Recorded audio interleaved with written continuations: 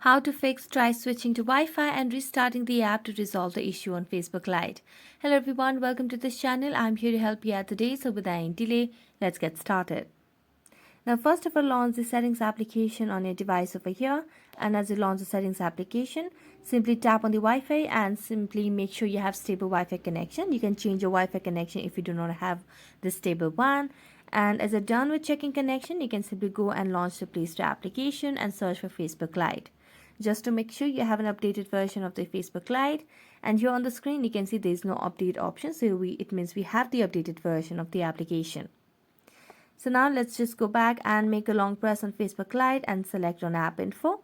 As you do that, tap on the option of manage space at the bottom right corner, and if it's possible you can simply delete all the data over here, and here you can see it has already been cleared.